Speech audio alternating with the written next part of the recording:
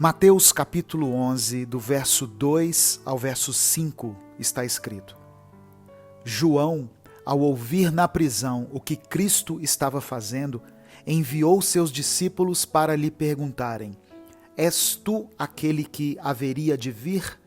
Ou devemos esperar algum outro?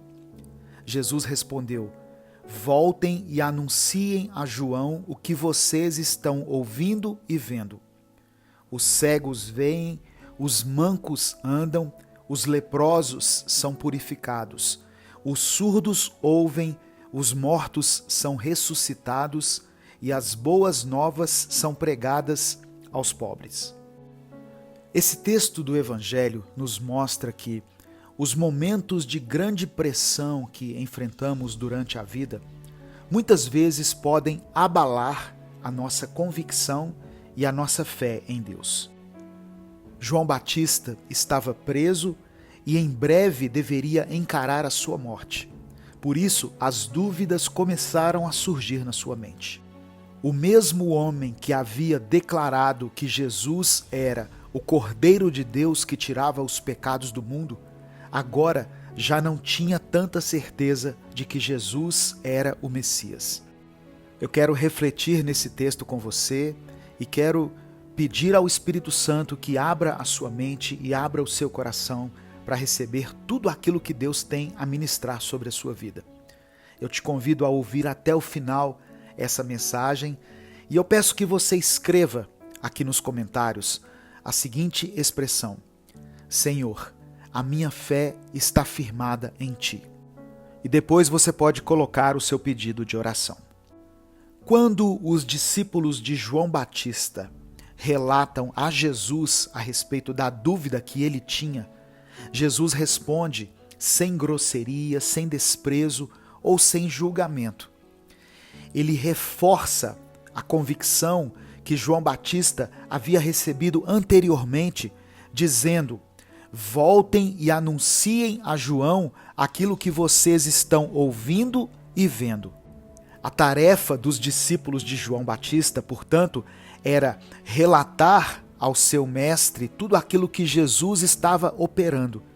Os ensinamentos e os milagres de Cristo são elementos fundamentais que sustentam a nossa fé. Nós devemos entender que não servimos a um Deus morto, que é fruto da nossa imaginação. O Senhor está vivo. Ele reina para sempre. Jesus Cristo é o mesmo ontem, hoje e para sempre. Deus conhece as nossas limitações, os nossos momentos de dúvida, e Ele sabe até que ponto as dificuldades podem abalar a nossa fé. Muitas vezes nós não valorizamos toda uma trajetória de vida que as pessoas desenvolvem ao nosso redor e preferimos julgá-las por causa de um momento de dificuldade que elas estão enfrentando. É importante observarmos o exemplo de Jesus. Ao invés de condenar e criticar João Batista por causa da sua atitude de dúvida, ele preferiu valorizar o bom trabalho que João havia feito até aquele momento. O Evangelho registra que muitas cidades e muitos povos recebem o testemunho do Evangelho de Jesus e escolhem desprezar a sua mensagem. Mas esse não era o caso de João Batista. Ele apenas estava tendo um momento de dúvida por causa da situação em que ele estava vivendo. Um erro não pode definir um ministério. Apesar da sua dúvida, João Batista continua sendo chamado nas Escrituras de voz do que clama no deserto, aquele que prepara o caminho do Senhor. E ele é reconhecido por Jesus como o maior dentre os homens. Entre todos os profetas, João é reconhecido por Cristo. E se existe algo que o Espírito Santo nos ensina aqui, é que nós devemos reconhecer uma pessoa pelos seus frutos. Quando João Batista queria ter a certeza de que estava seguindo a pessoa certa, ele buscou as evidências. Que nós sigamos o seu exemplo. Não adianta sairmos atrás de uma boa pregação, uma aparência que nos agrade, mas sim observarmos os frutos daquela pessoa.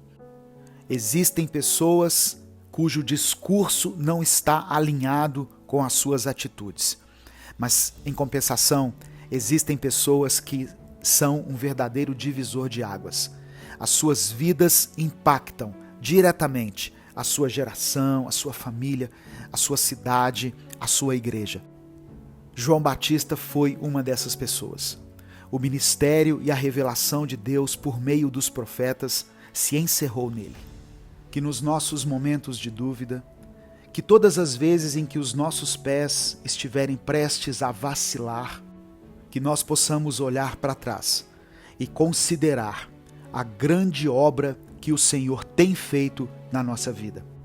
Que possamos considerar a vida, a obra, os milagres de Jesus e prosseguirmos firmes na nossa caminhada com Deus. Eu quero orar por você. Pai amado e querido, somos gratos a Ti pela Tua palavra, pelo Teu amor e pelo Teu cuidado. Nos dê uma semana de bênção, Senhor, uma semana de vitória.